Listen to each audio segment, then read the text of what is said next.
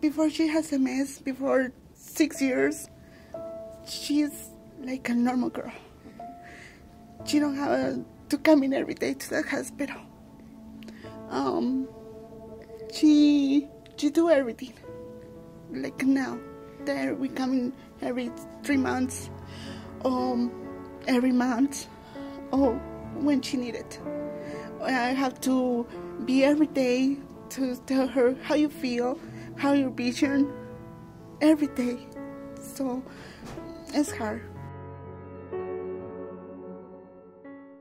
The most difficult period was probably not being able to walk. I was 12 years old and I had completely lost all motion from my right knee to my right toe. I was diagnosed with 27 lesions on my brain, so I was a pretty severe case. It was numbness from my right side, from the tip of my head to the bottom of my toes. Painful sensations like burning or bug crawls, chronic pains that ended up progressing and filling my right side. It was really hard for me to walk. I was 10 years old and it felt very strange because I woke up one morning and my entire body was numb. I would love for people to know that multiple sclerosis is a disease that can affect children. And we can positively influence the rest of their life with proper treatment. Here at the Rocky Mountain MS Center, we have a designated clinic for pediatric multiple sclerosis.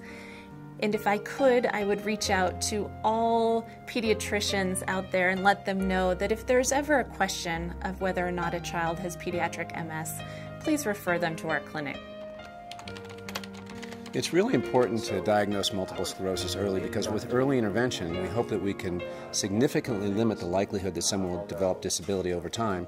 Parents and pediatricians should watch for a variety of signs that will come on over hours to days and then persist, such as numbness, tingling, visual problems, visual blurring, loss of vision, weakness, coordination problems, or balance problems.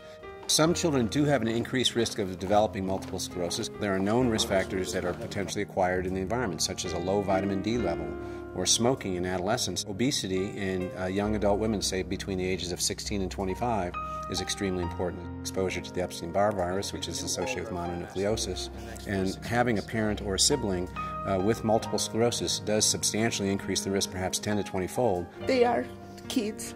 They need us. The worst thing that I did was spend all my time on the internet.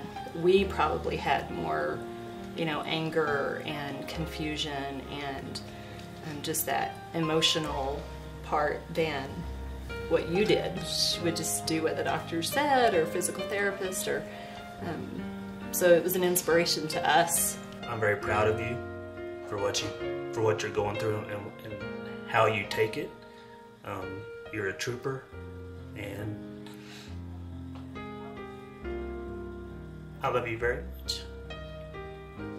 Ensuring that the children are compliant with their medication is essential, and this can be very difficult given that many of the medications we use are injections, which are painful.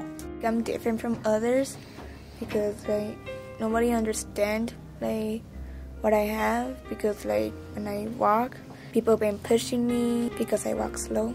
We are just one of 10 clinics in the United States that focus on pediatric onset multiple sclerosis. At the Rocky Mountain MS Center Pediatric Clinic, we have a multidisciplinary approach to caring for these patients. That includes a dedicated physician, a nurse who knows about pediatric MS and the medications that we use to treat them, a neuropsychologist with an expertise in multiple sclerosis, and a social worker who can liaison with the schools to help institute the proper supports so they succeed in school as well. So the Rocky Mountain MS Center is helping children and their families to cope with these illnesses by providing resources. For example, educational sessions, opportunities to meet with other patients with multiple sclerosis, opportunities for family members to meet with other families of a pediatric MS patient. This is essential as it normalizes the disease for someone who may be the only child she knows with a disorder like multiple sclerosis. Very quickly, we just learned to have new normals. You can't be afraid of the disease. If you are, it will conquer you. I try to stay active, I try to watch my diet, and I try to exercise as much as I can. Some of the things that I've done to help myself are be sure to take my supplements like vitamin D3 and vitamin C to help my immune system keep it up, and also exercise. I realized that I can still be that same person, but it's just harder for me to get there, and it takes longer, and I have to work harder to achieve the same things that I used to be able to do. That's 10. Seek the resources and the help that's available. It's been a huge benefit for us to have Mallory at the Rocky Mountain MS Clinic, and her doctor, Dr. Schreiner, has been just phenomenal. She talks me through everything. She explains all the different treatments and all the different things I can go through so well. It's just like all the big doctory words, she just tones it down and just makes it so much easier to understand. To all the fathers who have young kids who are going through this or just diagnosed, my word to them was keep things as normal as possible, be as supportive as possible, use the resources that are here. We are participating in an NIH-funded national study into the environmental and genetic triggers of pediatric MS. We believe that if we can understand what causes multiple sclerosis in a young person, we might better understand what causes multiple sclerosis for any person. In the future, we hope to participate in other research, for example, into the appropriate treatment of pediatric MS. Is there anything we can do to help our patients to be more adherent to the medications we prescribe? We also hope to study the quality of life in pediatric MS patients, recognizing that when a child is diagnosed with a chronic disease, this can have significant implications for the child as well as for the family. I do believe it was in part because I was diagnosed so young and was able to start on medication so young as well, that today, 20 years later, I'm able to stand here and be healthy and do the things that I love to do. The future's never been brighter for those who have MS, with all the treatments that are available and all of the therapies that are possible. We are very excited. We have a novel vaccine approach that we're working on here at the University of Colorado with the Rocky Mountain MS Center. We've designed a strategy to develop a vaccine without knowing what causes MS.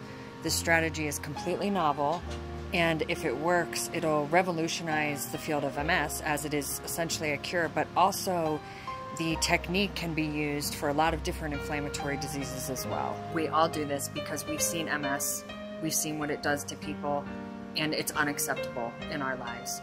The government type funding agencies are not interested in funding it because they want to know that it works first. I 100% believe that in my lifetime we will be able to cure MS. I hope that we find a cure for MS in my lifetime. I really am confident that they're making huge leaps in MS as far as the last 10 years have gone.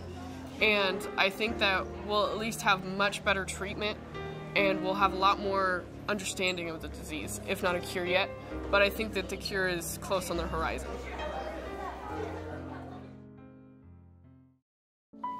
She's strong. When the first time that she losing her vision, we went to the playground, and she touching everything because she can see it.